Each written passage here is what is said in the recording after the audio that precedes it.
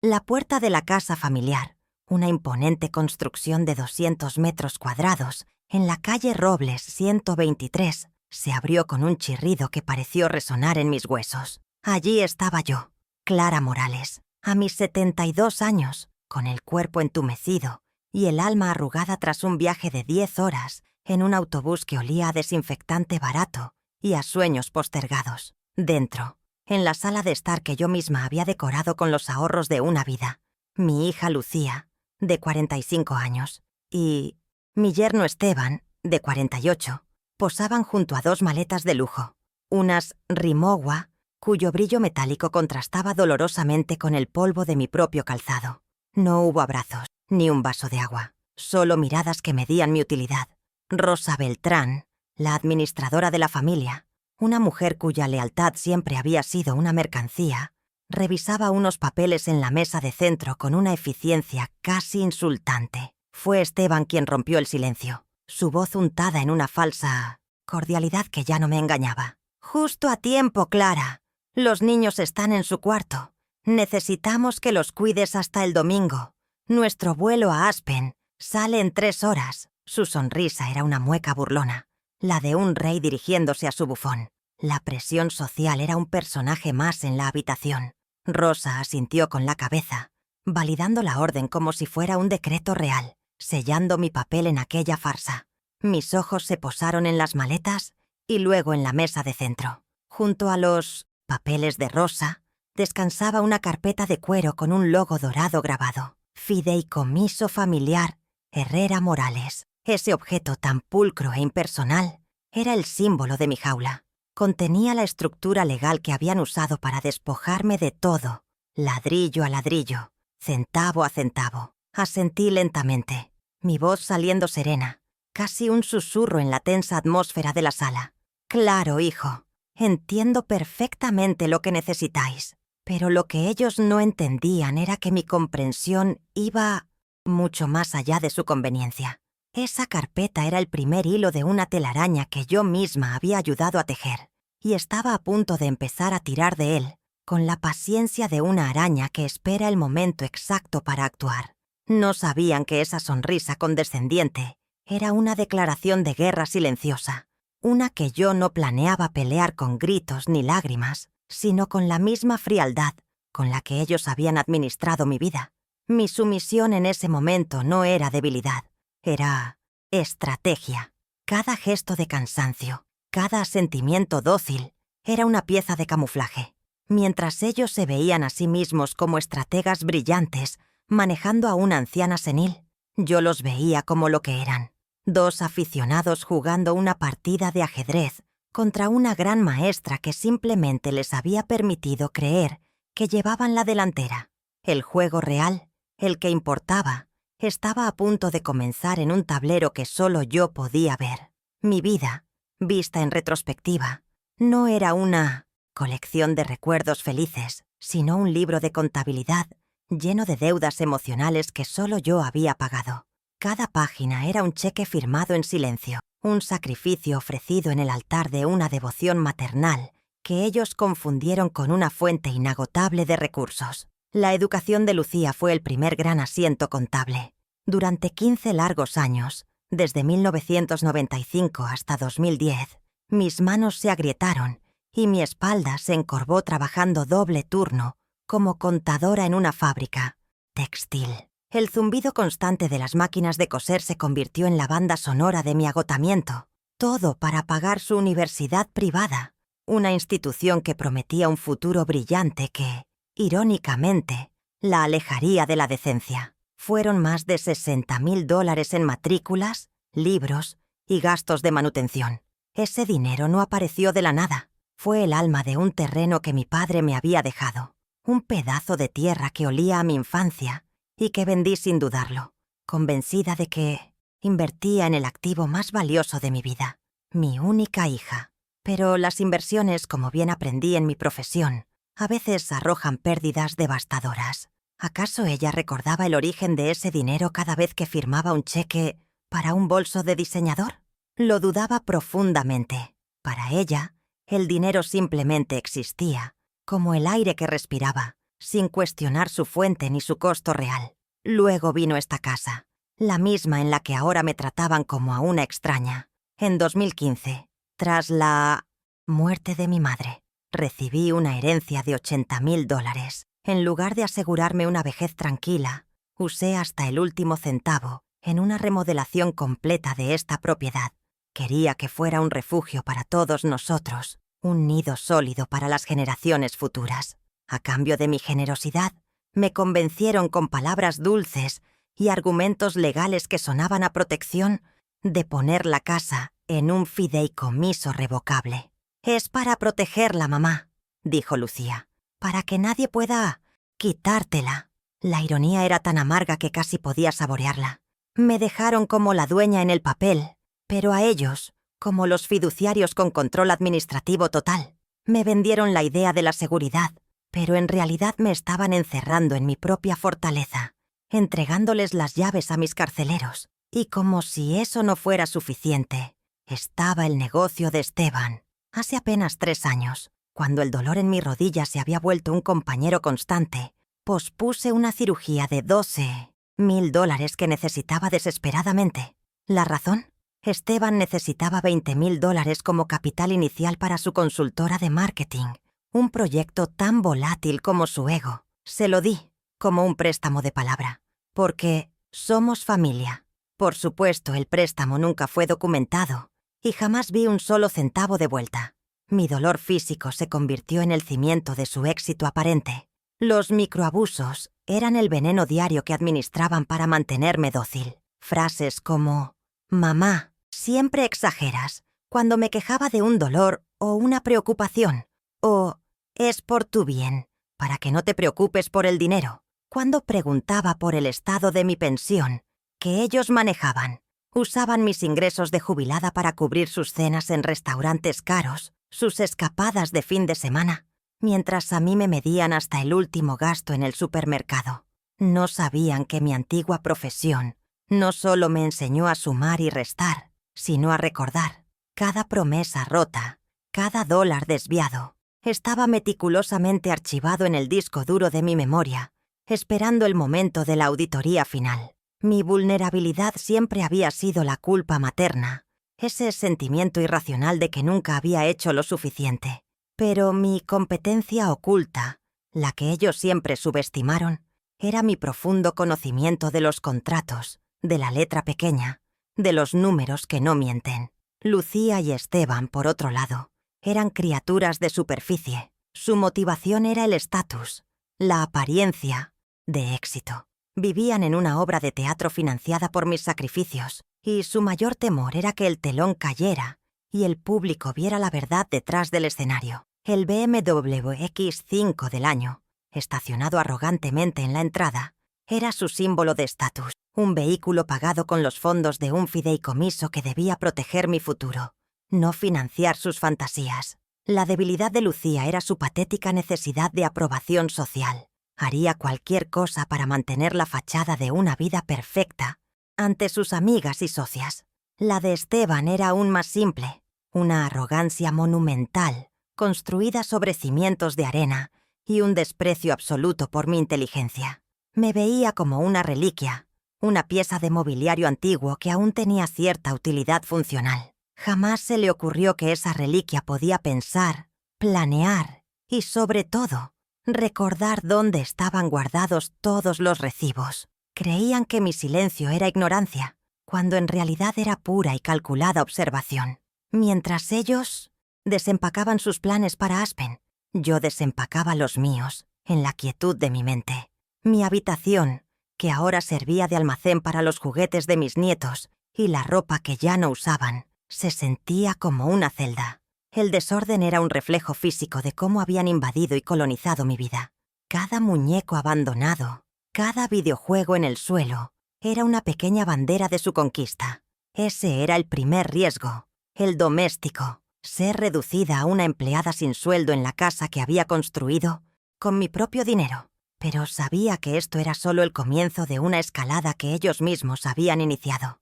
Creían que me quedaría de brazos cruzados. Necesitaba aire. Salí al jardín trasero. un pequeño santuario de rosales que había cuidado durante años. Fue allí donde encontré mi primera aliada inesperada.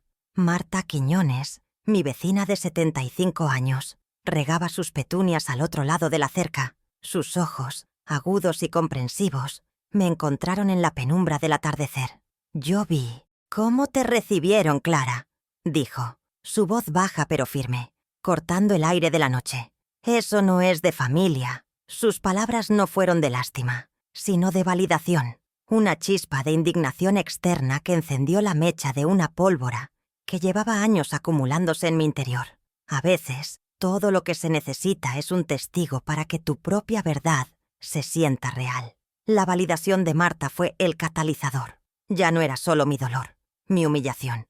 Alguien más lo había visto. La farsa de la familia feliz tenía una grieta, y era lo suficientemente grande como para que la luz entrara. Regresé a la casa no como una víctima, sino como una estratega que acababa de recibir una pieza clave de inteligencia.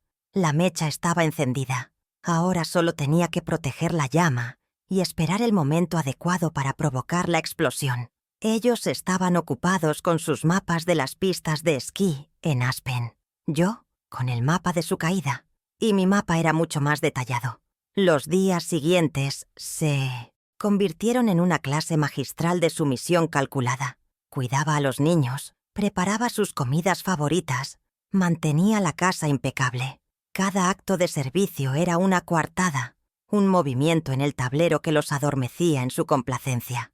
Mientras tanto, la maquinaria de mi plan comenzaba a moverse en silencio. La primera prueba de su crueldad financiera no tardó en llegar. Fui a la farmacia de la esquina a comprar mis medicamentos para la presión arterial, una rutina mensual. Al momento de pagar, la joven cajera pasó mi tarjeta de débito. Una vez, 2 veces. Luego me miró con una mezcla de pena y embarazo. «Lo siento, señora. La tarjeta fue rechazada». El calor de la humillación me subió por el cuello. Detrás de mí, en la fila, reconocí a una de las amigas de Lucía, quien desvió la mirada, fingiendo un interés repentino en un estante de vitaminas. Tuve que pagar con el poco efectivo que guardaba para emergencias, sintiendo cada billete como una pequeña derrota.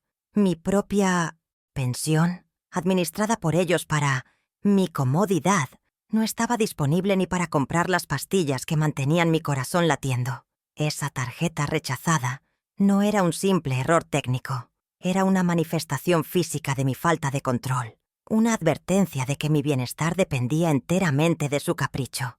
¿Qué pasaría si un día la emergencia era mayor? ¿Si necesitaba una ambulancia?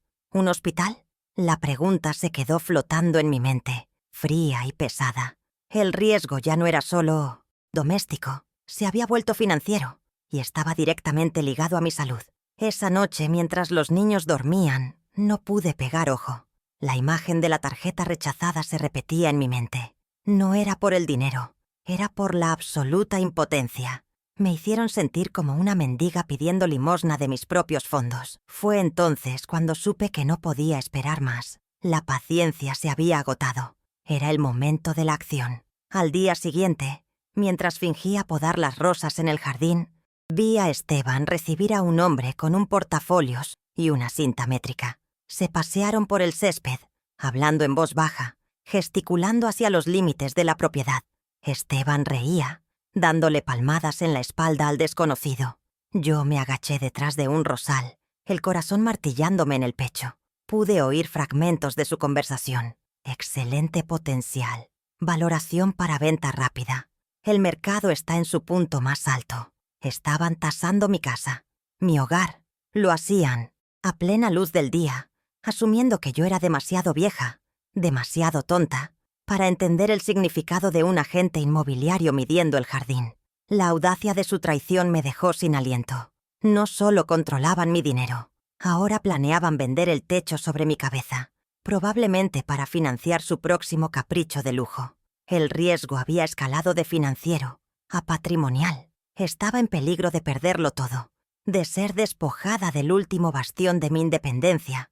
Me di cuenta de que su plan no era solo explotarme, era eliminarme por completo de la ecuación, borrar mi presencia de la propiedad, que era legalmente mía. ¿Y a dónde iría yo?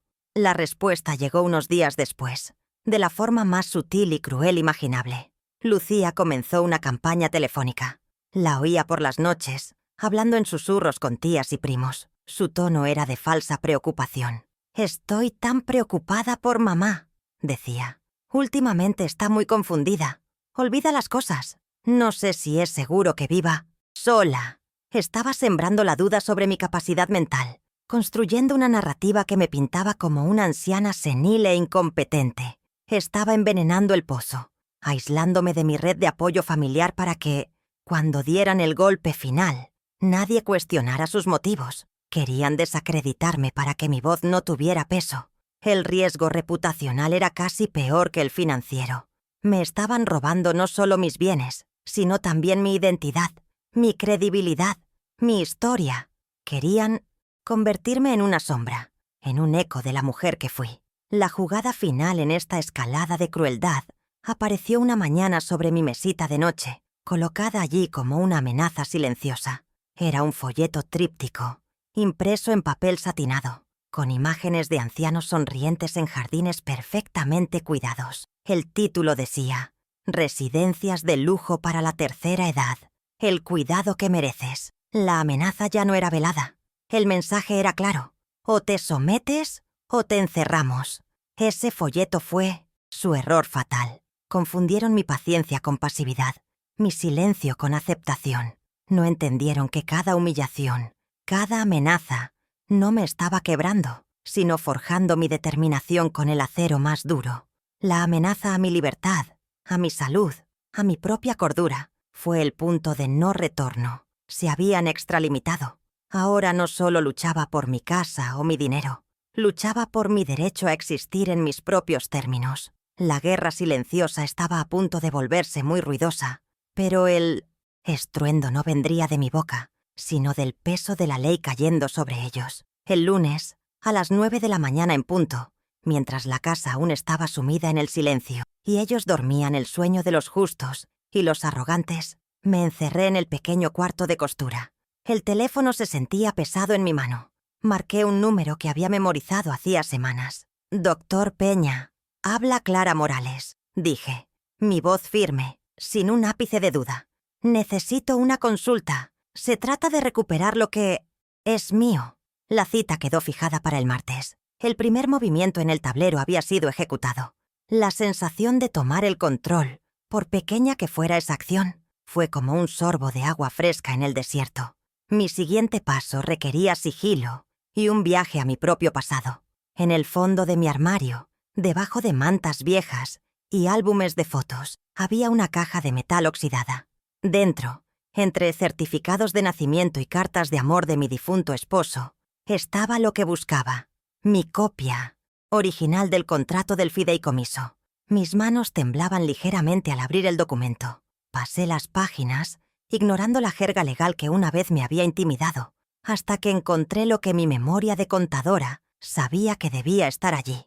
Cláusula 11.3. La leí una y otra vez, las palabras brillando en la página como un faro. El otorgante original, Clara Morales, se reserva el derecho de revocar este fideicomiso en su totalidad mediante notificación notariada. Era la llave, la pequeña cláusula que ellos, en su arrogancia, habían pasado por alto o habían asumido que yo nunca entendería. La letra pequeña que ignoraron sería su sentencia. Guardé el documento con el cuidado de quien maneja un tesoro invaluable. Era la primera pieza de evidencia, el fundamento sobre el que construiría mi caso. Al día siguiente, en mi reunión con el doctor Peña, un hombre de 40 años con la mirada inteligente de su madre, una vieja amiga mía, le entregué la copia. Él leyó la cláusula y su rostro se iluminó con una sonrisa profesional y depredadora.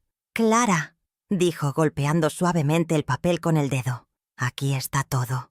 Esta es la llave de su jaula». Su validación profesional fue el combustible que necesitaba. Tradujo mi indignación en una estrategia legal ejecutable, un plan de batalla con pasos claros y precisos. El miércoles fue un día de recolección. Tomé un autobús hacia el centro de la ciudad, lejos de nuestro barrio, para no encontrarme con nadie conocido. Fui a la sucursal principal de mi banco, un edificio imponente y frío que parecía una fortaleza. Con mi identificación y una firmeza que sorprendió al joven empleado, solicité los extractos impresos de mi cuenta de pensión de los últimos 3 años. Esperé en una silla de plástico mientras la impresora zumbaba, escupiendo las pruebas de su engaño página por página. Cuando me entregaron el grueso fajo de papeles, sentí su peso en mis manos. No era solo papel, era el registro de su traición. Me senté en un pequeño café cercano y con un marcador amarillo comencé la auditoría. No me tomó mucho tiempo encontrar las anomalías, transferencias recurrentes a tiendas de lujo que yo jamás había pisado.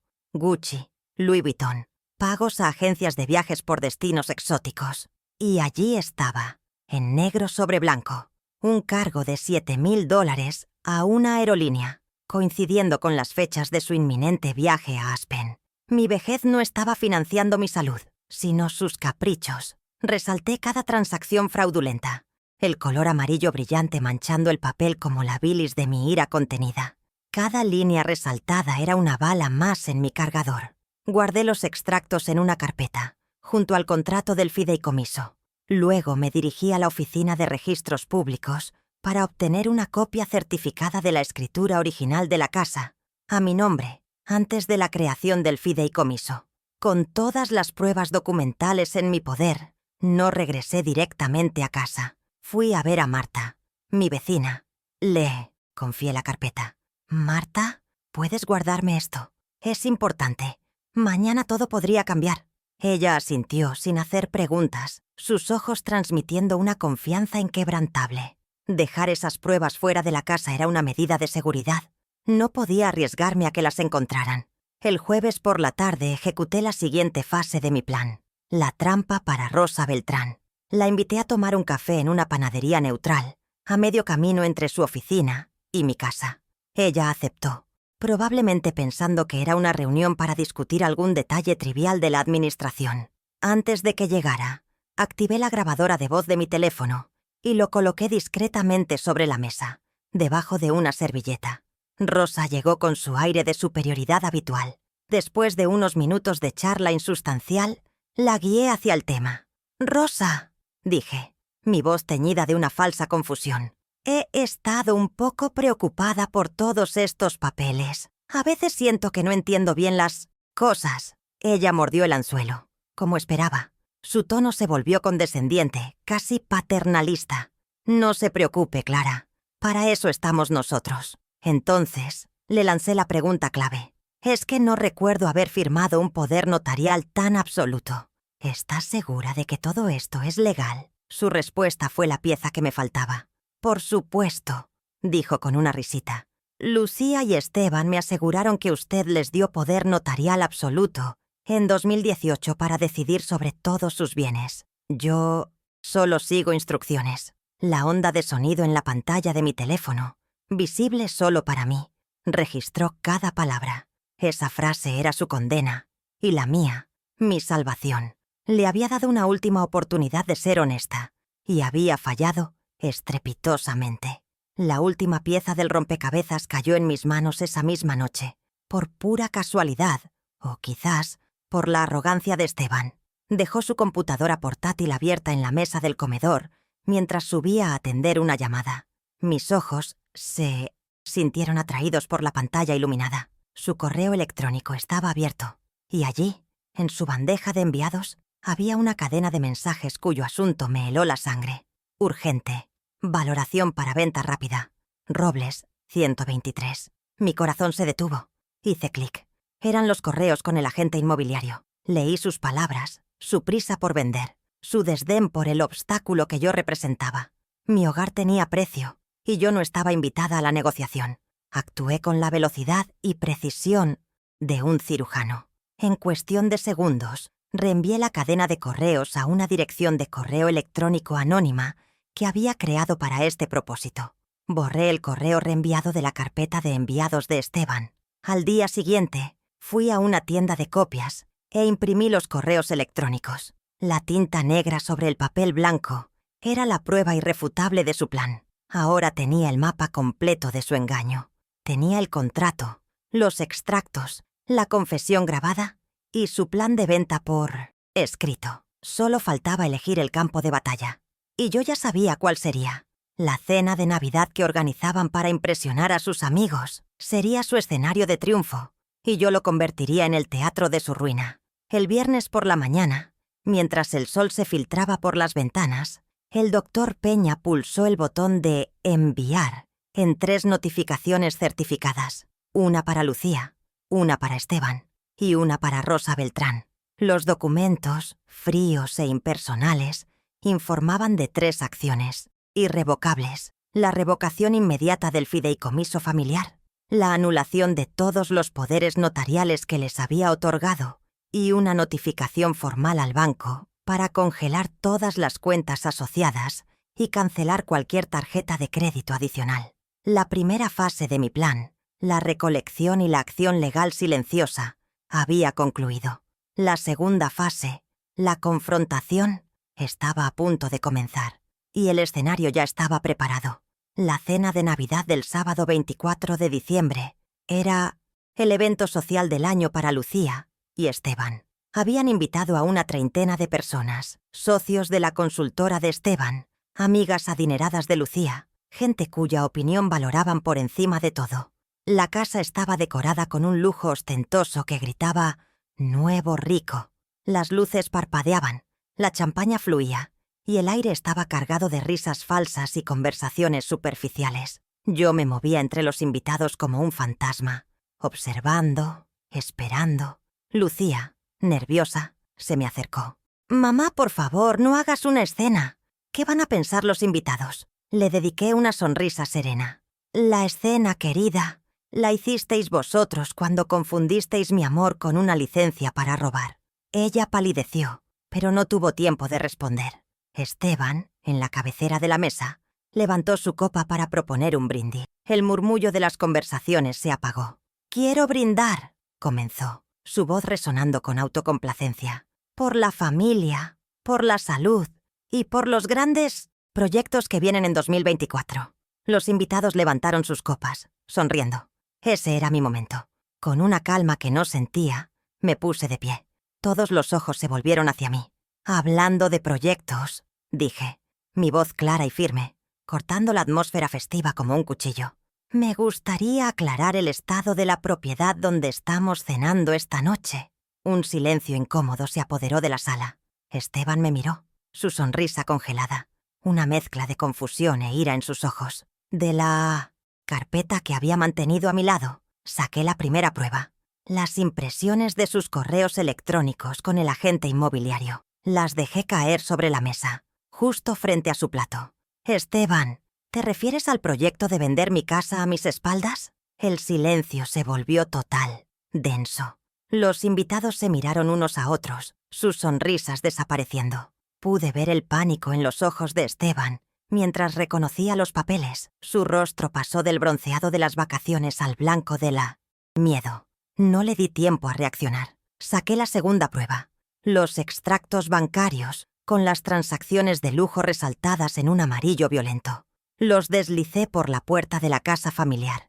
Esa imponente construcción de 200 metros cuadrados, en la calle Robles 123 que yo misma ayudé a construir con mis sueños, se abrió con un chirrido que pareció resonar en mis huesos cansados. Allí estaba yo, Clara Morales, a mis 72 años, con el cuerpo entumecido y el alma arrugada, tras un viaje de 10 horas en un autobús que olía a desinfectante barato y a esperanzas postergadas. Adentro, en la sala de estar que había decorado con los ahorros de toda una vida, mi hija Lucía, de 45 años, y mi yerno Esteban, de 48, posaban junto a 2 maletas de lujo, unas Rimowa, cuyo brillo metálico contrastaba dolorosamente con el polvo de mi propio calzado. No hubo abrazos, ni un vaso de agua, solo miradas que medían mi utilidad inmediata, como si fuera un electrodoméstico recién entregado. Rosa Beltrán, la administradora de la familia, una mujer cuya lealtad siempre había sido una mercancía con precio, revisaba unos papeles en la mesa de centro con una eficiencia casi insultante, ajena o indiferente a la frialdad del momento. Fue Esteban quien rompió el silencio, su voz untada en una falsa cordialidad que ya no me engañaba desde hacía años. «Justo a tiempo, Clara. Los niños están en su cuarto. Necesitamos que los cuides hasta el domingo. Nuestro vuelo a Aspen sale en 3 horas». Su sonrisa era una mueca burlona, la de un rey dirigiéndose a su bufón de confianza. La presión social era un personaje más en la habitación. Rosa asintió con la cabeza sin levantar la vista de sus documentos, validando la orden como si fuera un decreto real y sellando mi papel en aquella farsa. Mis ojos se posaron en las maletas de aluminio, cuyo valor probablemente excedía el de mi pensión anual, y luego se desviaron hacia la mesa de centro. Junto a los papeles de Rosa descansaba una carpeta de cuero con un logo dorado grabado. Fideicomiso familiar Herrera Morales. Ese objeto tan pulcro e impersonal era el símbolo de mi jaula. Contenía la estructura legal que habían usado para despojarme de todo, ladrillo a ladrillo, centavo a centavo, con mi propia firma como arma en su contra. Asentí lentamente, mi voz saliendo serena, casi un susurro en la tensa atmósfera de la sala. «Claro, hijo, entiendo perfectamente lo que necesitáis, pero lo que ellos no entendían era que mi comprensión iba mucho más allá de su conveniencia inmediata. ¿Acaso no sabían que yo también sabía leer la letra pequeña? No, no lo sabían. No podían saber que esa sonrisa condescendiente que me dedicaron era una declaración de guerra silenciosa, una que yo no planeaba pelear con gritos ni lágrimas, sino con la misma frialdad con la que ellos habían administrado mi vida y mi patrimonio. Mi sumisión en ese momento no era debilidad, era estrategia pura. Cada gesto de cansancio, cada sentimiento dócil, era una pieza de camuflaje cuidadosamente colocada. Mientras ellos se veían a sí mismos como estrategas brillantes manejando a una anciana senil, yo los veía como lo que eran: 2 aficionados jugando una partida de ajedrez contra una gran maestra que simplemente les había permitido creer que llevaban la delantera. El juego real, el que importaba, estaba a punto de comenzar en un tablero que solo yo podía ver. Mi vida, vista en retrospectiva, no era una colección de recuerdos felices, sino un libro de contabilidad lleno de deudas emocionales que solo yo había pagado. Cada página era un cheque firmado en silencio, un sacrificio ofrecido en el altar de una devoción maternal que ellos confundieron con una fuente inagotable de recursos. La educación de Lucía fue el primer gran asiento contable. Durante 15 largos años, desde 1995 hasta 2010, mis manos se agrietaron y mi espalda se encorvó trabajando doble turno como contadora en una fábrica textil. El zumbido constante de las máquinas de coser se convirtió en la banda sonora de mi agotamiento, todo para pagar su universidad privada, una institución que prometía un futuro brillante que, irónicamente, la alejaría de la decencia. Fueron más de $60,000 en matrículas, libros y gastos de manutención. Ese dinero no apareció de la nada. Fue el alma de un terreno que mi padre me había dejado, un pedazo de tierra que olía a mi infancia y que vendí sin dudarlo, convencida de que invertía en el activo más valioso de mi vida, mi única hija. Pero las inversiones, como bien aprendí en mi profesión, a veces arrojan pérdidas devastadoras. ¿Acaso ella recordaba el origen de ese dinero cada vez que firmaba un cheque para un bolso de diseñador? Lo dudaba profundamente. Para ella, el dinero simplemente existía, como el aire que respiraba, sin cuestionar su fuente ni su costo real. Esa carpeta sobre la mesa era la prueba de que mi inversión se había convertido en su arma. Luego vino esta casa, la misma en la que ahora me trataban como a una extraña con una función específica. En 2015, tras la muerte de mi madre, recibí una herencia de $80,000. En lugar de asegurarme una vejez tranquila, usé hasta el último centavo en una remodelación completa de esta propiedad. Quería que fuera un refugio para todos nosotros, un nido sólido para las generaciones futuras. A cambio de mi generosidad, me convencieron, con palabras dulces y argumentos legales que sonaban a protección, de poner la casa en un fideicomiso revocable. «Es para protegerla, mamá», dijo Lucía, «para que nadie pueda quitártela. La ironía era tan amarga que casi podía saborearla. El fideicomiso no me protegía a mí, los protegía a ellos de mí. Me vendieron la idea de la seguridad, pero en realidad me estaban encerrando en mi propia fortaleza, entregándoles las llaves a mis carceleros. Y como si eso no fuera suficiente, estaba el negocio de Esteban. Hace apenas 3 años, cuando el dolor en mi rodilla se había vuelto un compañero constante, un chirrido de hueso contra hueso con cada paso que daba. Pospuse una cirugía de $12,000 que necesitaba desesperadamente. ¿La razón?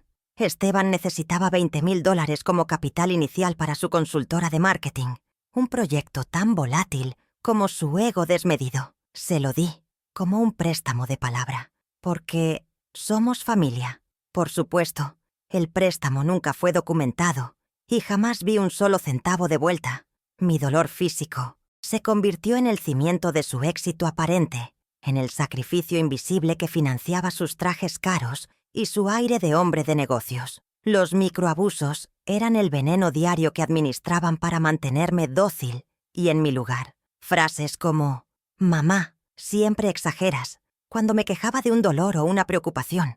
O «Es por tu bien, para que no te preocupes por el dinero», cuando preguntaba por el estado de mi pensión, que ellos manejaban con una opacidad absoluta. Usaban mis ingresos de jubilada para cubrir sus cenas en restaurantes caros, sus escapadas de fin de semana, mientras a mí me medían hasta el último gasto en el supermercado, cuestionando si realmente necesitaba esa marca de té o si no podía esperar a que la fruta estuviera en oferta. Era una muerte lenta por 1000 cortes, una erosión constante de mi autonomía y mi dignidad. ¿Creían que no me daba cuenta? No sabían que mi antigua profesión no solo me enseñó a sumar y restar, sino a recordar. Cada promesa rota, cada dólar desviado, estaba meticulosamente archivado en el disco duro de mi memoria, esperando el momento de la auditoría final. Mi vulnerabilidad siempre había sido la culpa materna, ese sentimiento irracional de que nunca había hecho lo suficiente por mi hija. Pero mi competencia oculta, la que ellos siempre subestimaron con una arrogancia ciega, era mi profundo conocimiento de los contratos, de la letra pequeña, de los números que no mienten. Ellos, en cambio, eran criaturas de superficie, deslumbrados por las apariencias y las validaciones externas. Lucía y Esteban, por otro lado, eran criaturas de superficie. Su motivación era el estatus, la apariencia de éxito. Vivían en una obra de teatro financiada por mis sacrificios, y su mayor temor era que el telón cayera y el público viera la verdad detrás del escenario. El BMW X5 del año, estacionado arrogantemente en la entrada, era su símbolo de estatus, un vehículo pagado con los fondos de un fideicomiso que debía proteger mi futuro, no financiar sus fantasías de grandeza. Cada vez que lo veía brillar bajo el sol, no veía un coche de lujo, sino un monumento a su traición, una carrocería metálica construida sobre mis huesos adoloridos y mis ahorros desaparecidos. La debilidad de Lucía era su patética necesidad de aprobación social. Haría cualquier cosa para mantener la fachada de una vida perfecta ante sus amigas y socias, una vida que era tan frágil como una telaraña. La de Esteban era aún más simple, una arrogancia monumental construida sobre cimientos de arena y un desprecio absoluto por mi inteligencia. Me veía como una reliquia, una pieza de mobiliario antiguo que aún tenía cierta utilidad funcional, pero que carecía de intelecto. Jamás se le ocurrió que esa reliquia podía pensar, planear y, sobre todo, recordar dónde estaban guardados todos los recibos de su deshonestidad. Creían que mi silencio era ignorancia, cuando en realidad era pura y calculada observación. Mientras ellos desempacaban sus planes, para Aspen, yo desempacaba los míos en la quietud de mi mente. Mi habitación, que ahora servía de almacén para los juguetes de mis nietos y la ropa que ya no usaban, se sentía como una celda. El desorden era un reflejo físico de cómo habían invadido y colonizado mi vida. Cada muñeco abandonado, cada videojuego en el suelo, era una pequeña bandera de su conquista silenciosa. Ese era el primer riesgo, el doméstico, ser reducida a una empleada sin sueldo en la casa que había construido con mi propio dinero. Pero sabía que esto era solo el comienzo. Necesitaba aire fresco para despejar el olor a encierro y humillación. Salí al jardín trasero, un pequeño santuario de rosales que había cuidado durante años, el único espacio que aún sentía verdaderamente mío. Fue allí donde encontré mi primera aliada inesperada. Marta Quiñones, mi vecina de 75 años, regaba sus petunias al otro lado de la cerca de madera. Sus ojos, agudos y comprensivos, me encontraron en la penumbra del atardecer. «Yo vi cómo te recibieron, Clara», dijo, su voz baja pero firme, cortando el aire de la noche.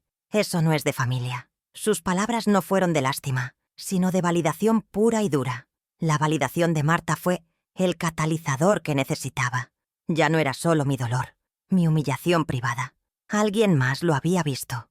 La farsa de la familia feliz tenía una grieta visible y era lo suficientemente grande como para que la luz de la verdad entrara. Una chispa de indignación externa encendió la mecha de una pólvora que llevaba años acumulándose en mi interior. A veces, todo lo que se necesita es un testigo para que tu propia verdad se sienta real, para que deje de ser una sospecha y se convierta en un hecho innegable. La guerra ya no era solo en mi cabeza, ahora tenía una aliada, aunque ella no lo supiera.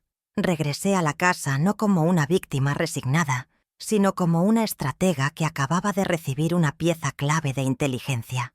La mecha estaba encendida.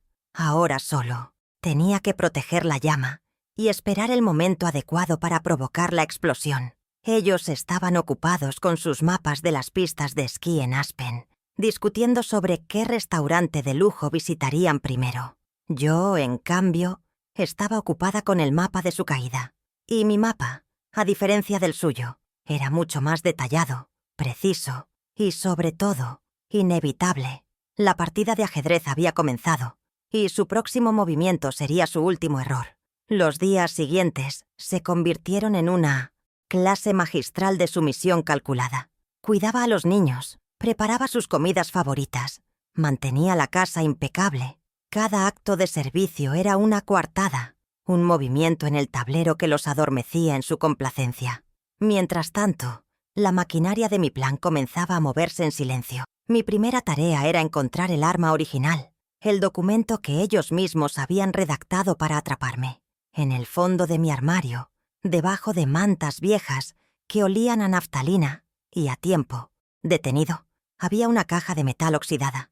Dentro, entre certificados de nacimiento y cartas de amor de mi difunto esposo, estaba lo que buscaba, mi copia original del contrato del fideicomiso. Mis manos, manchadas por la edad pero firmes, no temblaron al abrirlo. El papel se sentía frío, oficial, un testamento de mi ingenua confianza. Pasé las páginas, ignorando la jerga legal que una vez me había intimidado, hasta que encontré lo que mi memoria de contadora sabía que debía estar allí. Cláusula 11.3. Las palabras brillaban en la página como un faro en la noche más oscura. El otorgante original, Clara Morales, se reserva el derecho de revocar este fideicomiso en su totalidad mediante notificación notariada. Era la llave, la pequeña cláusula que ellos, en su arrogancia, habían pasado por alto o habían asumido que yo nunca entendería. Un primer plano en mi mente, mi dedo índice, con su uña perfectamente cuidada, recorriendo esa línea de texto. Era la letra pequeña que ignoraron, y yo sabía, con una certeza helada, que sería su sentencia. Guardé el documento con el cuidado de quien maneja un tesoro invaluable. Era la primera pieza, el fundamento sobre el que construiría mi contraataque. Con el arma en mi poder, necesitaba municiones. Necesitaba la prueba irrefutable de su crueldad financiera. El miércoles fue un día de recolección. Tomé un autobús hacia el centro de la ciudad, lejos de nuestro barrio, para no encontrarme con nadie conocido. La ciudad era un murmullo anónimo que me protegía. Fui a la sucursal principal de mi banco, un edificio imponente y frío que parecía una fortaleza. Con mi identificación y una firmeza que sorprendió al joven empleado, solicité los extractos impresos de mi cuenta de pensión de los últimos 3 años. Esperé en una silla de plástico mientras la impresora zumbaba, escupiendo las pruebas de su engaño página por página. Cada hoja una nueva herida, una nueva razón para seguir adelante. El empleado no podía saber que no estaba imprimiendo simples números, sino el acta de acusación. Cuando me entregaron el grueso fajo de papeles, sentí su peso en mis manos. No era solo papel, era el registro de su traición. Me senté en un pequeño café cercano y con un marcador amarillo fluorescente comencé la auditoría. No me tomó mucho tiempo encontrar las anomalías. Transferencias recurrentes a tiendas de lujo que yo jamás había pisado. Gucci, Louis Vuitton. Pagos a agencias de viajes por destinos exóticos. Y allí estaba, en negro, sobre blanco, un cargo de $7,000 a una aerolínea, coincidiendo con las fechas de su inminente viaje a Aspen. El color amarillo brillante manchaba el papel como la bilis de mi ira contenida. Mi vejez no estaba financiando mi salud, sino sus caprichos. Cada línea resaltada era una bala más en mi cargador, una prueba irrefutable de su desprecio. La siguiente fase de mi plan requería una trampa para la cómplice silenciosa, Rosa Beltrán. La invité a tomar un café el jueves por la tarde, en 1999, una panadería neutral, a medio camino entre su oficina y mi casa. Ella aceptó, probablemente pensando que era una reunión para discutir algún detalle trivial de la administración, o quizás para escuchar mis quejas seniles. Antes de que llegara, activé la grabadora de voz de mi teléfono y lo coloqué discretamente sobre la mesa, debajo de una servilleta de papel. Era un riesgo, pero necesitaba su voz, su admisión, para sellar su destino junto al de ellos. Le estaba dando una última oportunidad de ser honesta, una oportunidad que sabía que no tomaría. La lealtad de Rosa no era a la verdad, sino al dinero que Lucía y Esteban le pagaban. Ella mordió el anzuelo, como esperaba. Su tono se volvió condescendiente, casi paternalista, al escuchar mis supuestas dudas. No se preocupe, Clara. Para eso estamos nosotros, para que usted no tenga que lidiar con estos asuntos complicados. Entonces, le lancé la pregunta clave, mi voz teñida de una falsa confusión.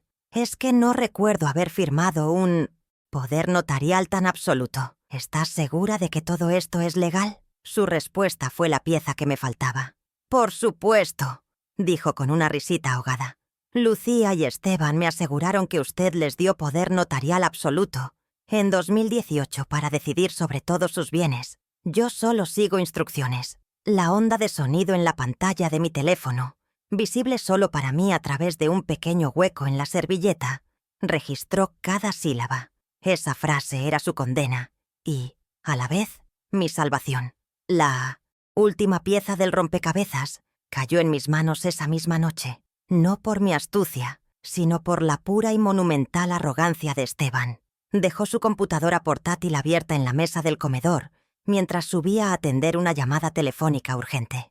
Mis ojos se sintieron atraídos por la pantalla iluminada como una polilla a una llama peligrosa. Su correo electrónico estaba abierto, y allí, en su bandeja de enviados, había una cadena de mensajes cuyo asunto me heló la sangre y confirmó mis peores temores. Urgente. Valoración para venta rápida. Robles 123. Mi corazón se detuvo por un instante. Hice clic, mis dedos moviéndose con una voluntad propia. Eran los correos con el agente inmobiliario. Leí sus palabras, su prisa por vender, su desdén por el obstáculo que yo representaba. Actué con la velocidad y precisión de un cirujano, realizando una operación a vida o muerte. En cuestión de segundos, reenvié la cadena de correos a una dirección de correo electrónico anónima que había creado para este propósito específico. Luego, con la misma frialdad, borré el correo reenviado de la carpeta de enviados de Esteban, eliminando cualquier rastro de mi intervención. Al día siguiente fui a una tienda de copias en otro barrio y los imprimí. La tinta negra sobre el papel blanco era la prueba irrefutable de su plan final. Mi hogar tenía precio y yo no estaba invitada a la negociación. No solo querían mi dinero, querían borrarme, eliminar mi presencia física del único lugar en el mundo que era verdaderamente mío. Su traición era absoluta, sin matices, y merecía una respuesta de la misma magnitud. Con la carpeta de pruebas ahora completa y pesada en mi regazo, sentí una extraña calma. Tenía el mapa completo de su engaño. Tenía el contrato, que era la llave para desmantelar su poder. Tenía los extractos bancarios, que demostraban su robo sistemático. Tenía la confesión grabada de su administradora, que anulaba cualquier defensa de ignorancia. Y ahora tenía sus propios correos electrónicos que revelaban su intención de dejarme en la calle. Cada documento era un clavo en el ataúd de su vida de lujos, construida sobre mis sacrificios. Solo faltaba elegir el campo de batalla para el enfrentamiento final. Y yo ya sabía cuál sería. La cena de Navidad que organizaban para impresionar a sus amigos sería su escenario de triunfo, y yo lo convertiría en el teatro de su ruina. Antes de volver a casa, hice una última parada. Toqué el timbre de la casa de Marta, mi vecina. Cuando abrió, le entregué la pesada carpeta. «Marta, ¿puedes guardarme esto? Es importante. Mañana todo podría cambiar». Ella me miró a los ojos, vio la determinación de acero que había reemplazado mi tristeza y asintió sin hacer preguntas. «Estará más segura que en un banco, Clara». Dejar esas pruebas fuera de la casa era una medida de seguridad crucial. No podía arriesgarme a que las encontraran en un arrebato de pánico. Al entregarle la carpeta, sentí que le entregaba el peso de mi pasado. Regresé a mi casa, ahora su casa, sintiéndome más ligera. La fase de recolección había terminado. La guerra estaba a punto de declararse. El lunes, a las 9 de la mañana en punto, mientras la casa aún estaba sumida en el silencio de la resaca del fin de semana y ellos dormían el sueño de los justos y los arrogantes, me encerré en el pequeño cuarto de costura que apenas usaba. El teléfono se sentía pesado en mi mano, un arma forjada en plástico y circuitos. Marqué un número que había memorizado hacía semanas, el de un abogado cuyo nombre me había dado una vieja amiga. «Doctor Peña, habla Clara Morales», dije, mi voz firme, sin un ápice de la duda que me había carcomido durante años. «Necesito una consulta. Se trata de recuperar lo que es mío». No hubo vacilación en mi tono. La cita quedó fijada para el martes a las 11. El primer movimiento en el tablero había sido ejecutado. La sensación de tomar el control, por pequeña que fuera esa acción, fue como un sorbo de agua, fresca en el desierto de mi impotencia. El martes, en la oficina del doctor Peña, un hombre de 40 años con la mirada inteligente y penetrante de su madre, sentí por primera vez en mucho tiempo que no estaba sola. El aire olía a cuero y a justicia. Le entregué mi copia del contrato del fideicomiso, el papel ligeramente amarillento por el tiempo. Él lo leyó en silencio, sus cejas frunciéndose en concentración, hasta que llegó a la cláusula 11.3. Su rostro se iluminó con una sonrisa profesional, casi depredadora. «Clara», dijo golpeando suavemente el papel con la punta de su pluma, «aquí está todo. Esta es la llave de su jaula». Sus palabras no fueron solo una validación legal, fueron un bálsamo para mi espíritu herido. La letra pequeña que ellos habían ignorado no era un descuido, era el testamento de su arrogancia, y ahora sería el instrumento de su caída. El miércoles fue un día de recolección metódica, una peregrinación silenciosa por los escenarios de mi despojo. Tomé un autobús hacia el centro de la ciudad, un viaje que me permitió mezclarme con la multitud anónima, lejos de las miradas curiosas de nuestro barrio. En la sucursal principal del banco, un edificio imponente y frío que parecía una fortaleza, solicité los extractos impresos de mi cuenta de pensión de los últimos 3 años. El joven empleado me miró con una mezcla de sorpresa y respeto ante mi firmeza. Mientras la impresora zumbaba, escupiendo página tras página, sentí que no eran solo papeles, sino los latidos de una verdad que por fin salía a la luz. Cada hoja era una prueba, una herida documentada, un paso más hacia mi liberación. La espera no fue ansiosa, fue expectante. Sentada en un pequeño café cercano, el aroma del grano tostado llenando el aire, desplegué los extractos sobre la mesa como un general extendiendo un mapa de batalla. Con un marcador amarillo fluorescente, comencé mi auditoría. No me tomó mucho tiempo encontrar las hemorragias, transferencias recurrentes a tiendas de lujo que yo jamás había pisado. Gucci, Louis Vuitton, pagos a agencias de viajes por destinos exóticos. Y allí estaba, en negro sobre blanco, el cargo de $7.000 a una aerolínea, coincidiendo con las fechas de su inminente viaje a Aspen. El color amarillo brillante manchaba el papel como la bilis de mi ira contenida. Mi vejez no estaba financiando mi salud, sino sus caprichos, Cada línea resaltada era una bala más en mi cargador, la prueba irrefutable de su desprecio sistemático. ¿Cómo podían dormir por las noches? Mi siguiente parada fue la oficina de registros públicos, un lugar que olía a papel viejo y a historias olvidadas. Allí, entre archivos polvorientos, solicité y obtuve una copia certificada de la escritura original de la casa, a mi nombre, fechada mucho antes de la creación del fraudulento fideicomiso. Era un documento simple, pero su poder era inmenso. Era la prueba de mi propiedad original, la raíz de todo lo que me habían quitado. Con todas las pruebas, documentales guardadas en una carpeta de cuero que había comprado para la ocasión, no regresé directamente a casa. Fui a ver a Marta, mi vecina, mi única confidente silenciosa. Le entregué la carpeta, que ahora se sentía pesada con el peso de la verdad. «Marta, ¿puedes guardarme esto? Es importante», le dije, mi voz apenas un susurro. Ella asintió, sin hacer preguntas, sus ojos transmitiendo una confianza inquebrantable que valía más que 1000 palabras. «Estarás segura aquí, Clara. Dejar esas pruebas fuera de la casa era una medida de seguridad esencial. No podía arriesgarme a que las encontraran en un arrebato de pánico o sospecha». Al entregarle la carpeta, sentí que le entregaba el peso de mi pasado, liberándome para concentrarme en la siguiente fase del plan. La trampa para Rosa Beltrán. Ella, la administradora, la facilitadora, la cómplice silenciosa, también tendría que rendir cuentas. Su lealtad comprada con el dinero que me robaban estaba a punto de costarle muy caro. El afundos escenario para su caída ya estaba elegido. Una panadería neutral, un lugar con olor a pan recién hecho que sería testigo de su traición final. El jueves por la tarde, en la panadería, el aire estaba lleno del aroma dulce de los pasteles. Había elegido una mesa en una esquina tranquila. Antes de que Rosa llegara, activé la grabadora de voz de mi teléfono y lo coloqué discretamente sobre la mesa, debajo de una servilleta de papel. Ella llegó con su aire de superioridad habitual, su bolso de marca colgado del brazo como una medalla. Después de unos minutos de charla insustancial sobre el clima y la salud, la guié suavemente hacia el tema.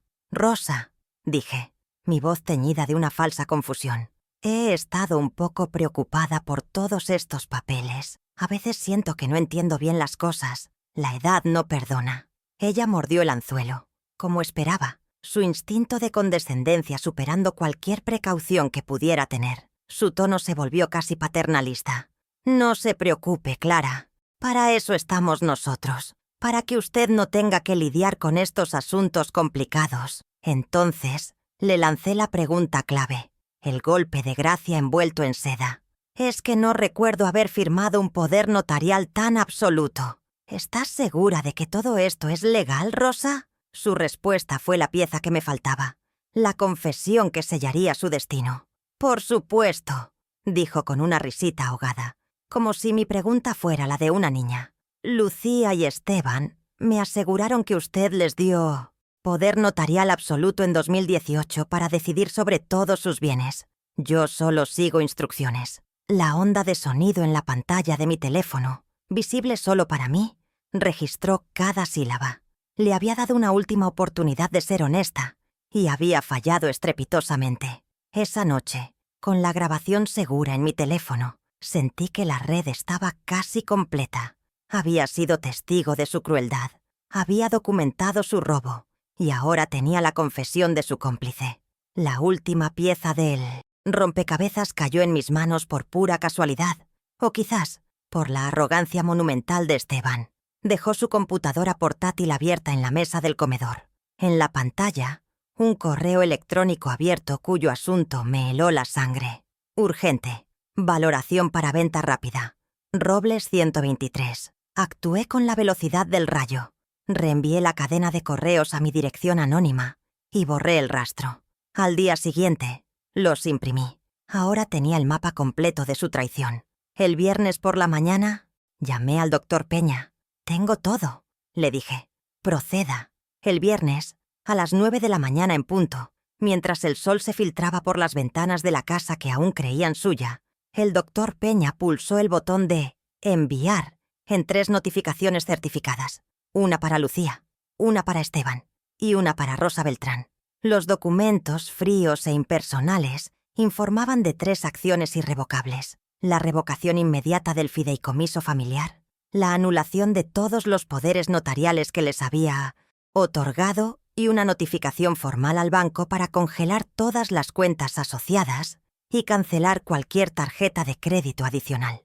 La primera fase de mi plan, la recolección y la acción legal silenciosa, había concluido. La segunda fase, la confrontación, estaba a punto de comenzar y el escenario ya estaba preparado: su ostentosa cena de Navidad.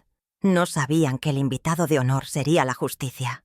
El viernes por la mañana llegó con una calma tensa, el tipo de silencio que precede a una tormenta. Lucía y Esteban se movían por la casa con una energía febril, ultimando los detalles de su viaje a Aspen y de la gran cena de Navidad. Hablaban por teléfono con agencias de viajes, confirmaban reservaciones en restaurantes de lujo y revisaban listas de invitados. Todo con la arrogancia de quienes creen que el universo conspira a su favor. Yo, mientras tanto, continuaba con mi papel de abuela servicial, preparando el desayuno para los niños, doblando la ropa limpia, moviéndome como una sombra silenciosa en el fondo de su brillante producción. No sabían que, a kilómetros de distancia, en una oficina del centro, un abogado acababa de pulsar una tecla que detonaría una bomba de tiempo bajo los cimientos de su mundo perfecto. A las 11:30 de la mañana, el timbre de la puerta sonó con una insistencia que cortó el aire. No era el cartero habitual, sino un mensajero uniformado que sostenía una tabla con papeles y 3 sobres rígidos de color manila. Entrega certificada para Esteban Ríos, Lucía Herrera y Rosa Beltrán, anunció con voz monótona. Esteban, molesto por la interrupción, firmó con un garabato impaciente y tomó los 3 sobres. Le entregó uno a Lucía y dejó el de Rosa sobre la mesa del recibidor, asumiendo que era alguna trivialidad burocrática. Yo observé la escena desde la cocina, secándome las manos en el delantal, mi corazón latiendo con un ritmo firme y controlado. La primera salva de mi contraofensiva acababa de llegar a la puerta del enemigo. Esteban rasgó su sobre con displicencia, sus ojos escaneando el documento con una sonrisa burlona que se fue congelando en su rostro. El color abandonó su piel bronceada, reemplazado por una palidez cerosa. Sus nudillos se pusieron blancos al apretar el papel. «¿Qué demonios es esto?», murmuró, su voz un hilo de incredulidad. Leyó una línea en voz alta, como si las palabras fueran un idioma extranjero que no podía comprender. «Por medio de la presente, se notifica la revocación total e irrevocable del fideicomiso familiar Herrera Morales con efecto inmediato». Se giró hacia Lucía, cuyos dedos temblorosos luchaban por abrir su propio sobre. El aire en la sala de estar, antes lleno de planes de esquí, se había vuelto denso y venenoso. La reacción de Lucía fue diferente. No fue de incredulidad, sino de pánico puro. Sus ojos, abiertos como platos, saltaron del papel a mi rostro, conectando los puntos con una velocidad que me sorprendió. «¡Mamá!», exclamó, su voz aguda y estridente, rompiendo el último vestigio de calma. «¿Qué hiciste?». En su pregunta no había curiosidad, solo acusación. El documento cayó de sus manos al suelo, junto a una revista de viajes con una foto de los Alpes en la portada. La ironía era casi poética. El viaje que planeaban financiar con mi dinero se desvanecía ante sus ojos, reemplazado por un pedazo de papel con un sello oficial. La guerra silenciosa acababa de encontrar su primera voz, y era la de mi hija, gritando mi nombre como una maldición. Se abalanzaron sobre mí, no físicamente, pero sí con la fuerza de su indignación combinada. Me acorralaron en la sala, el espacio que yo había decorado con tanto amor, ahora convertido en una sala de interrogatorios. «¡No puedes hacer esto!», gritó Esteban, agitando el papel en mi cara. «No tienes idea de lo que has firmado. Alguien te metió ideas en la cabeza. Seguro fue esa vieja vecina». Lucía, por su parte, recurrió a la manipulación emocional. «Después de todo lo que hemos hecho por ti, ¿así nos pagas? Estás confundida, mamá. No sabes lo que es bueno para ti». Intentaron usar sus viejas armas, la intimidación, la condescendencia, el gaslighting, pero no sabían que yo ya era inmune a su veneno. Habían subestimado a su oponente, y ese error estaba a punto de costarles todo. Me mantuve erguida, mi espalda recta por primera vez en años. Los miré a los ojos, uno por uno, dejando que su furia se estrellara contra el muro de mi serenidad. Cuando finalmente hicieron una pausa para respirar, hablé. Mi voz no tembló. «No estoy confundida», dije con una claridad glacial. «Simplemente ejercí un derecho que siempre tuve. Está en la cláusula 11.3 del documento que ustedes mismos me hicieron firmar en 2015. Quizás debieron leerlo con más atención». No di más explicaciones. No mostré el resto de mis cartas. Solo les devolví sus propias acciones, envueltas en la lógica fría de un contrato. El silencio que siguió a mis palabras fue más elocuente que todos sus gritos. Era el silencio del poder cambiando de manos. La prueba de ese cambio no tardó en llegar. Esteban, en un intento desesperado por reafirmar su control, sacó su teléfono para llamar a su banco. «Voy a arreglar este maldito error», espetó. Mientras esperaba en la línea, Lucía intentó hacer una compra en línea, quizás para demostrar que nada había cambiado. Un momento después, lanzó un gemido ahogado. «Mi tarjeta fue rechazada». Casi al mismo tiempo, Esteban colgó el teléfono, su rostro una máscara de furia impotente. «Congelaron las cuentas, todas. Las tarjetas asociadas han sido canceladas». El golpe legal se había materializado en una consecuencia tangible y humillante. De repente, ya no eran los amos del castillo. Eran dos adultos muy bien vestidos sin acceso a su línea de crédito. Su pánico se transformó en una estrategia desesperada. Lucía, fiel a su naturaleza, se aferró a la única cosa que le importaba: las apariencias. «La cena de Navidad», dijo, su voz temblando pero decidida. «No, podemos cancelarla. ¿Qué dirá la gente? Tenemos que actuar como si nada hubiera pasado. Mañana por la noche todo normal. Ya resolveremos esto después». Esteban, viendo su reputación en juego, estuvo de acuerdo. Fue su segundo error fatal. Creían que podían contener el daño, que podían seguir actuando en su obra de teatro un día más, sin darse cuenta de que yo ya había reescrito el guión, el decorado y, lo más importante, el acto final. Su necesidad de salvar las apariencias les acababa de tender la trampa perfecta. Los observé desde el umbral de la cocina mientras comenzaban a conspirar en susurros, planeando cómo fingir normalidad. No sentí triunfo, sino una fría y distante compasión. Eran como dos niños malcriados a los que les acababan de quitar su juguete favorito, incapaces de entender la magnitud de sus acciones. Su mundo, construido sobre mentiras y mi dinero, era tan frágil que preferían mantener la fachada ante 30 extraños que enfrentar la verdad de su ruina. Se aferraban a la ilusión de control, sin saber que cada palabra que planeaban decir en esa cena sería un paso más hacia su abismo.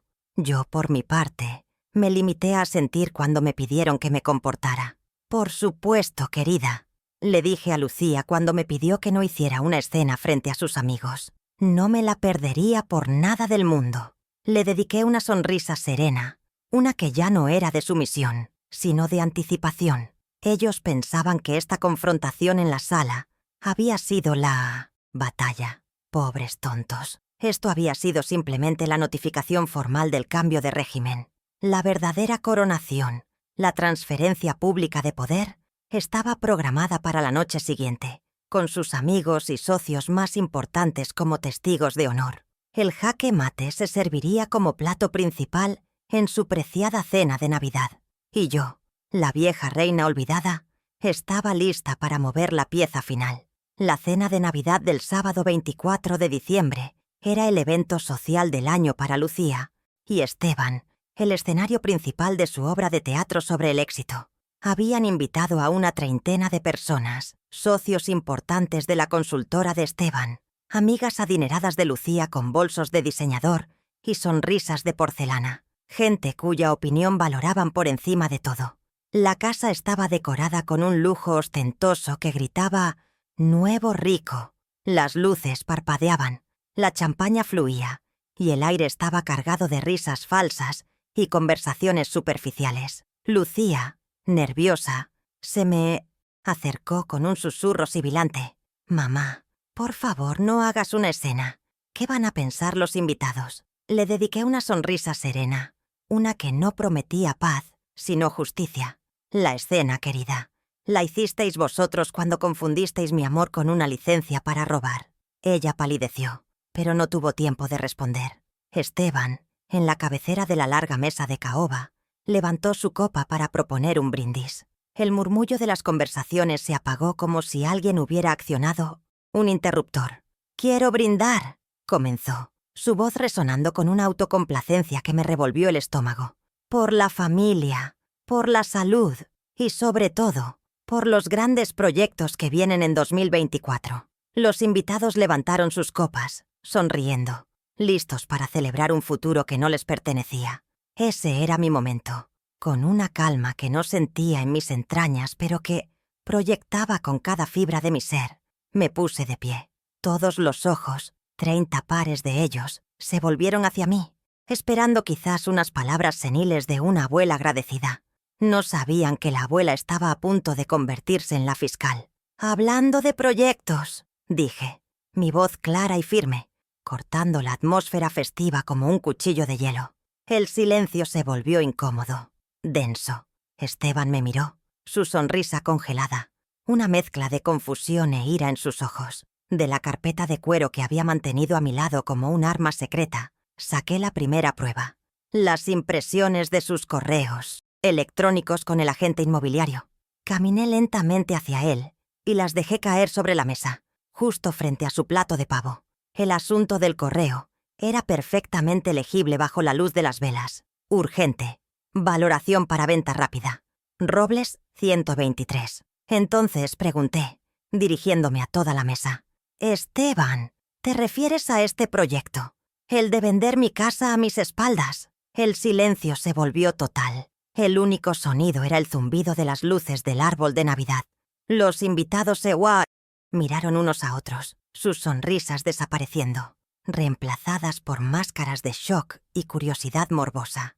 Pude ver el pánico en los ojos de Esteban mientras reconocía los papeles, su rostro pasando del bronceado de las vacaciones al blanco del miedo. Lucía intentó balbucear algo, una negación desesperada, pero las palabras se ahogaron en su garganta. «Mamá, esto es un malentendido. No es el momento». Pero ya era tarde. El momento lo había elegido yo. Dejé que la evidencia hablara por sí misma, que la vergüenza se cocinara a fuego lento en el centro de su fiesta perfecta. La fachada, esa costosa y frágil construcción, comenzaba a desmoronarse ladrillo a ladrillo. No les di tiempo a reaccionar. Me giré hacia mi hija, cuya necesidad de aprobación social era su talón de Aquiles. Saqué la segunda prueba. Los extractos bancarios, con las transacciones de lujo resaltadas en un amarillo violento, que parecía gritar en la página. Los deslicé por la mesa, hasta que quedaron frente a ella. «Lucía, querida, ¿recuerdas estos $7,000 en boletos de avión a Aspen? Salieron de la cuenta de mi pensión el mes pasado». Hice una pausa, mi voz teñida de una falsa inocencia. «¡Qué curioso! Yo creía que ese dinero era para la cirugía de rodilla que llevo 3 años esperando. Supongo que esquiar era más urgente». Cada palabra era una daga precisa, dirigida no solo a ella, sino a la audiencia que tanto le importaba. Los invitados ya no estaban incómodos, estaban fascinados, como espectadores de Motion Show, un drama inesperado. Podía sentir el cambio en la energía de la sala. Las miradas que antes eran de admiración hacia Lucía y Esteban, ahora eran de juicio. Los susurros comenzaron a serpentear por la mesa, frases como «¿su pensión?» y «no puedo creerlo», llegando a mis oídos. La debilidad de Lucía, su pavor a la humillación pública, se estaba convirtiendo en el arma más efectiva de mi arsenal. Su rostro se contrajo en una mueca de horror al ver a sus amigas, las reinas de su círculo social, mirándola con una mezcla de lástima y desprecio. Estaba perdiendo lo único que realmente le importaba, su estatus. El precio de su traición se estaba pagando en tiempo real, frente a su público más selecto. Con la atención de todos firmemente en mi poder, saqué la pieza final de mi presentación. No era un papel manchado de amarillo, sino un documento limpio, oficial, con un sello notarial. Sostuve en alto la copia de la notificación de revocación del fideicomiso. Y para aclarar cualquier duda sobre el futuro de esta propiedad, anuncié, mi voz resonando con una autoridad que no había usado en décadas, este documento, enviado y registrado legalmente ayer por la mañana, les informa que desde las 9 en punto del viernes, ustedes ya no tienen ningún control legal, administrativo o financiero sobre esta casa, ni sobre ninguna de mis finanzas. Dejé caer el papel sobre la mesa. Jaque mate. La bomba había estallado y las ondas expansivas apenas comenzaban a sentirse. Justo en ese momento, como si estuviera perfectamente coreografiado, el timbre de la puerta sonó. No fue el alegre tintineo de un invitado tardío, sino 2 timbrazos agudos, cortos y autoritarios. Nadie se movió. Todas las miradas estaban fijas en mí. Asentí lentamente, como dando una señal. La puerta se abrió, y allí estaba el doctor Peña, mi abogado, impecablemente vestido con un traje oscuro. A su lado, un hombre corpulento con un maletín de herramientas, el cerrajero. La llegada de estos 2 extraños transformó la disputa familiar en un procedimiento legal ineludible. El drama social había terminado. Ahora comenzaba la ejecución de las consecuencias. La expresión de Esteban pasó del pánico a la más absoluta y desoladora comprensión. Se había acabado el juego. El doctor Peña entró en la sala con la confianza de quien posee la autoridad legal. No miró a los invitados. Sus ojos se fijaron en Lucía y Esteban. Su voz era tranquila, profesional y completamente desprovista de emoción, lo que la hacía aún más devastadora. Lucía Herrera, Esteban Ríos, dijo, y sus nombres sonaron como una sentencia. Tienen exactamente 30 minutos para recoger sus efectos personales más esenciales, por orden de la propietaria legítima de este inmueble, la señora Clara Morales. Las cerraduras serán cambiadas a las 10 en punto. La precisión del plazo, 30 minutos, era una obra de crueldad calculada. No había tiempo para empacar una vida, solo para agarrar los restos de un naufragio. La casa, su escenario de poder, se estaba convirtiendo oficialmente en su prisión por última vez. Mientras la noticia de su inminente desalojo los dejaba paralizados, yo ejecuté el siguiente paso. Metí la mano en mi bolso y saqué 2 tarjetas de crédito doradas, las mismas que usaban para financiar su estilo de vida con mi pensión. Las sostuve en alto para que todos pudieran verlas. Luego, con una pequeña tijera de costura que había guardado para este momento preciso, las corté por la mitad, una después de la otra. El chasquido seco del plástico al romperse resonó en la sala silenciosa. Un sonido pequeño pero increíblemente final. Por si no quedó claro, dije, dejando caer los pedazos sobre la mesa como si fueran basura. Sus líneas de crédito que se alimentaban de mi dinero también han sido canceladas. La cuenta está cerrada. El golpe final vino de nuevo del doctor Peña, quien se acercó a un Esteban catatónico. Le entregó un último documento, una sola hoja de papel. «Señor Ríos», dijo con la misma frialdad profesional, «este es un aviso de retención de bienes. El vehículo BMW X5 estacionado en la entrada fue adquirido con fondos del fideicomiso que ha sido disuelto esta mañana. Un oficial de la policía vendrá mañana a primera hora para asegurar el vehículo hasta que se aclare su titularidad legal en el tribunal.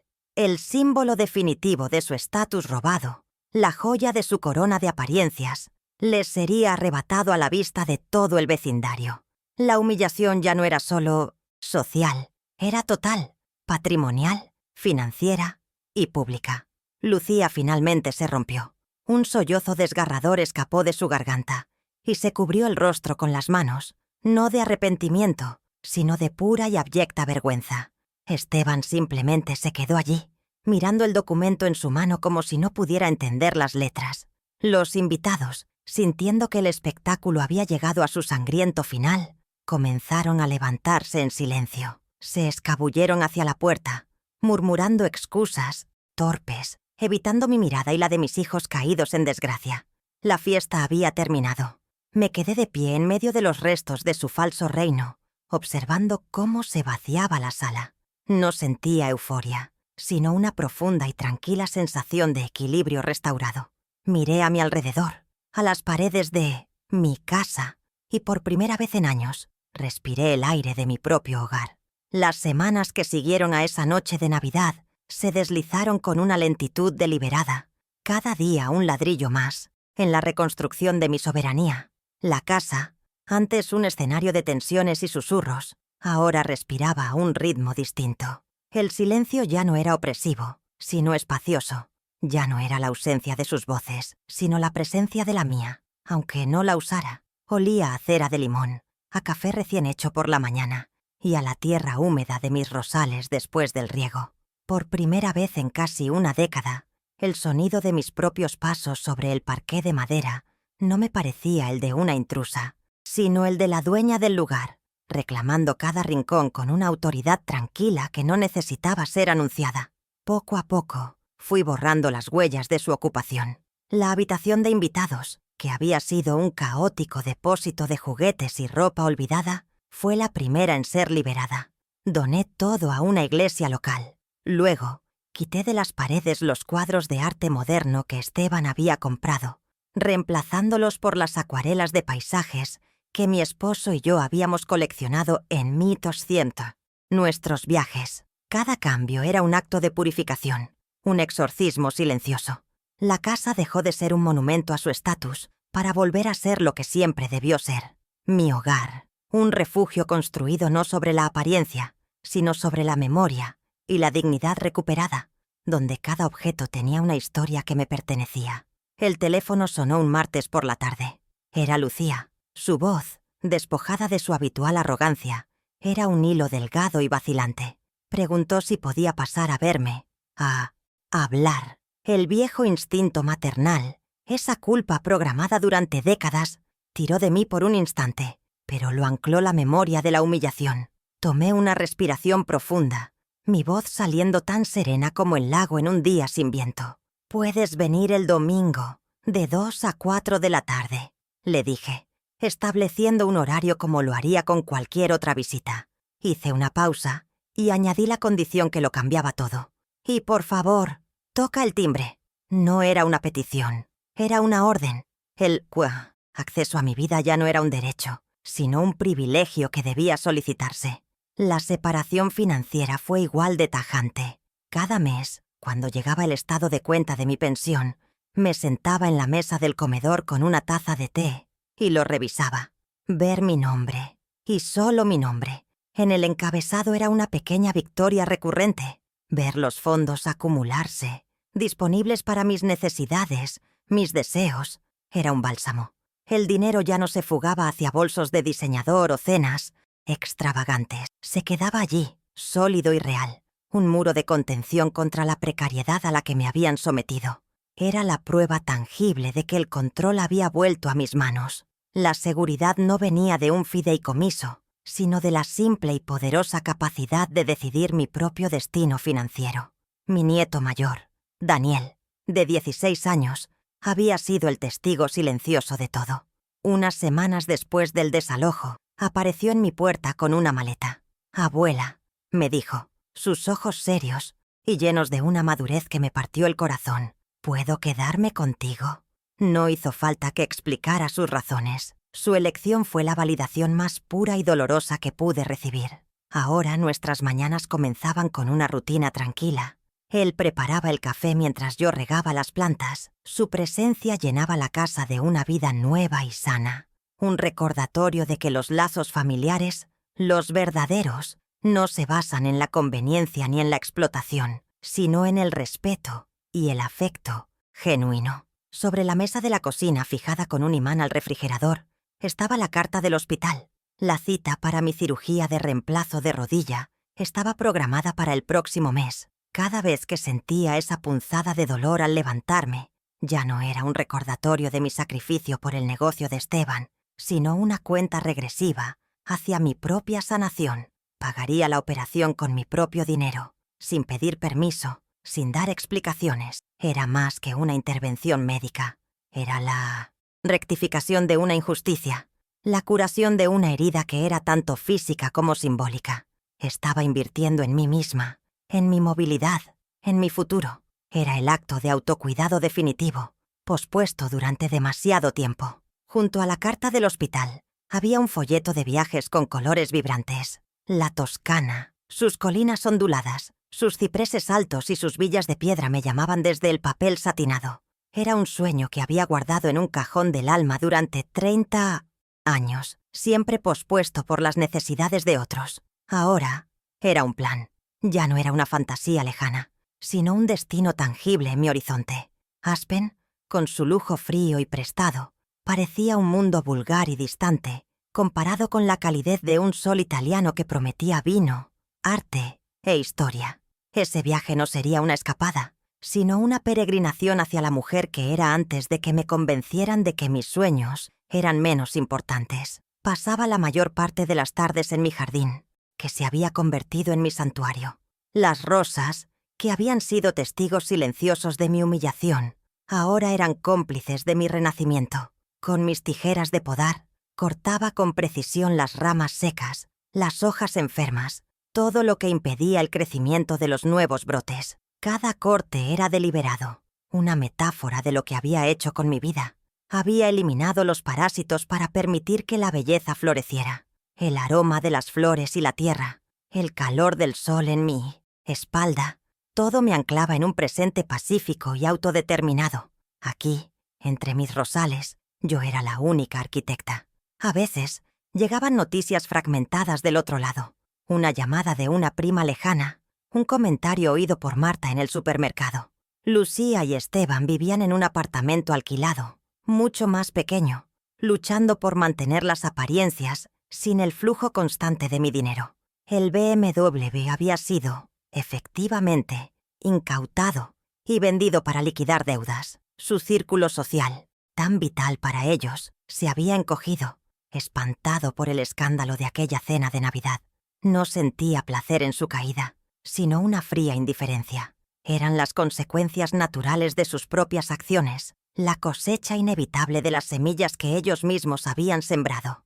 Yo no era su verdugo, simplemente había dejado de ser su víctima. Una tarde, mientras estaba en el jardín, Marta se asomó por encima de la cerca, como aquella primera vez que me ofreció su validación. No dijo mucho, solo me miró, una larga mirada que abarcaba la casa, las rosas y a mí. Una sonrisa lenta se dibujó en su rostro. «Te ves bien, Clara», dijo, su voz cargada de un profundo respeto. «Te ves en paz», asentí, devolviéndole la sonrisa. Esa paz no había sido un regalo, había sido una conquista, forjada en el silencio, planificada en la soledad y ejecutada con la precisión de una contadora que finalmente decide que las cuentas deben cuadrar.